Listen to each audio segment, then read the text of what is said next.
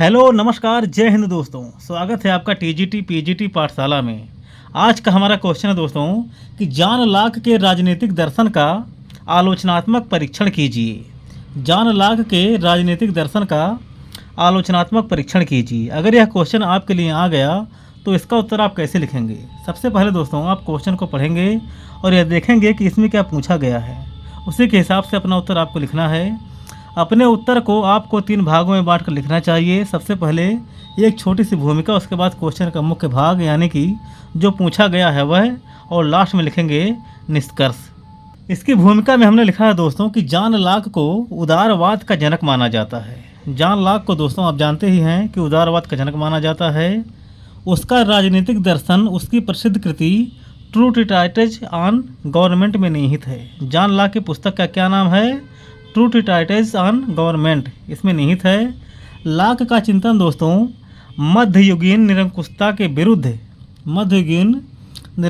विरुद्ध आधुनिक लोकतंत्र, व्यक्तिवाद और संवैधानिक शासन की आधारशिला रखता है। जॉन लॉक का जो राजनीतिक चिंतन है दोस्तों वह आधुनिक लोकतंत्र, व्यक्तिवाद और संवैधानिक शासन की आधारशिला रखता है।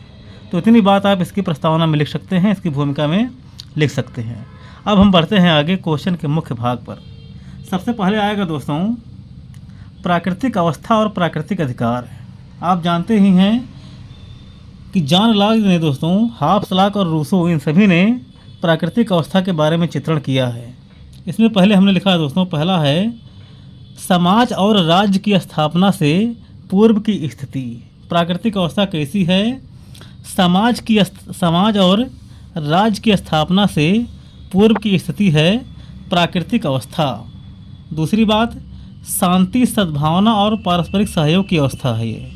जॉन लॉक के अनुसार दोस्तों प्राकृतिक अवस्था में शांति, सद्भावना और पारस्परिक सहयोग व्यक्तियों में था, जबकि हॉब्स ने कहा है कि व्यक्ति झगड़ालू थे। अगला है दोस्तों प्राकृतिक अधिकार। प्राकृतिक अधिकार कितने हैं? जॉन लॉक ने दोस्तों 3 प्राकृतिक अधिकार बताए हैं। पहला है जीवन, दूसरा है स्वतंत्रता और तीसरी है संपत्ति। जीवन, स्वतंत्रता और संपत्ति जॉन लॉक के हिसाब से ये प्राकृतिक अधिकार है दोस्तों। अब हम बढ़ते हैं आगे सामाजिक समझौता सिद्धांत पर। आप जानते ही हैं कि हॉब्स, लॉक और रूसो सामाजिक समझौतावादी विचारक हैं। इसमें हमने लिखा है दोस्तों जॉन लॉक के सामाजिक समझौता सिद्धांत के अनुसार प्राकृतिक अवस्था में स्पष्ट कानूनों का अभाव था। किसका? स्पष्ट कानूनों का अभाव प्राकृतिक अवस्था में था, और साथ ही निष्पक्ष न्यायाधीश की कमी थी दोस्तों।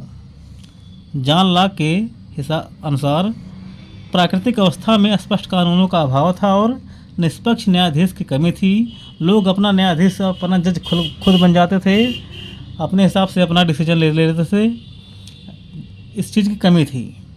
अगला है इन समस्याओं के समाधान के लिए, यानी कि स्पष्ट कानूनों के अभाव और निष्पक्ष न्यायाधीश की कमी, ये समस्या थी। इन समस्याओं के समाधान के लिए लोगों ने आपसी समझौता किया।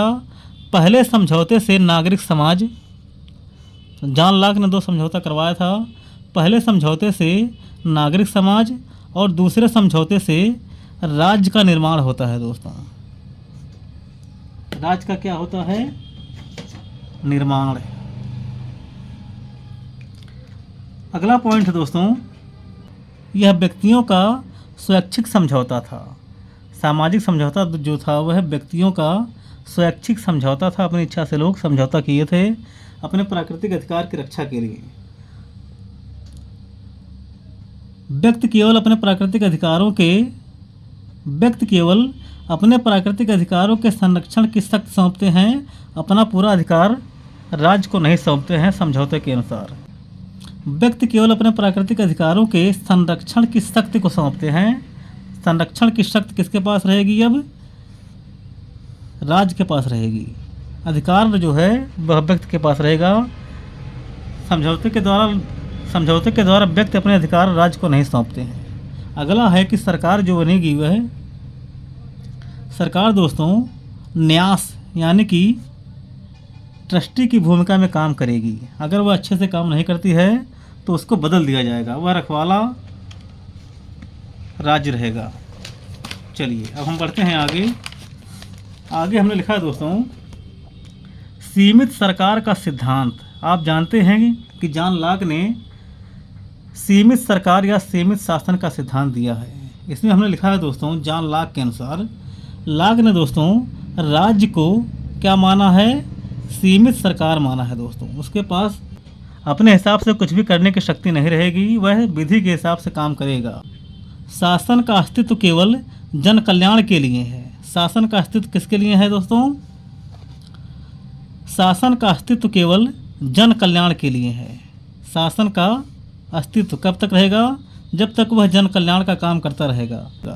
अगला है, यदि सरकार अपने कर्तव्यों का पालन करने में विफल रहती है, यदि सरकार अपने कर्तव्यों का पालन करने में विफल रहती है या नागरिकों के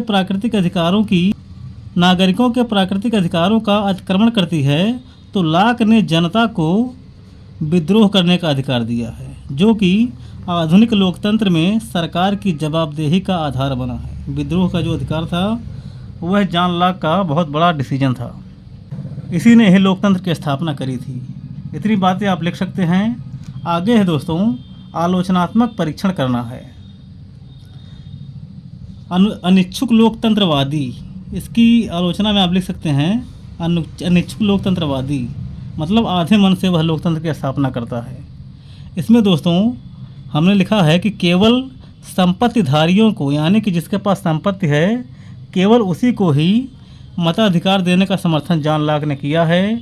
इसी की वजह से उसको अनिच्छुक लोकतंत्रवादी कहा जाता है। अगला है, मैकफर्सन ने कहा था कि लॉक का दर्शन केवल धनी वर्ग के हितों और निजी संपत्ति की रक्षा पर केंद्रित है। अगला है, उसका सामाजिक समझौता ऐतिहासिक तथ्यों के बजाय काल्पनिक अवधारणा पर आधारित है, इसलिए भी उसकी आलोचना होती है। ऐतिहासिक तथ्यों के बजाय किस पर आधारित है? काल्पनिकता की अवधारणा पर आधारित है, इसीलिए भी इसका आलोचना किया जा सकता है। अब हम बढ़ते हैं लास्ट में निष्कर्ष पर। निष्कर्ष में हमने लिखा है दोस्तों कि इन आलोचनाओं के बावजूद लॉक का योगदान अद्वितीय है दोस्तों। उसने निरंकुश राजतंत्र को चुनौती देकर विधि के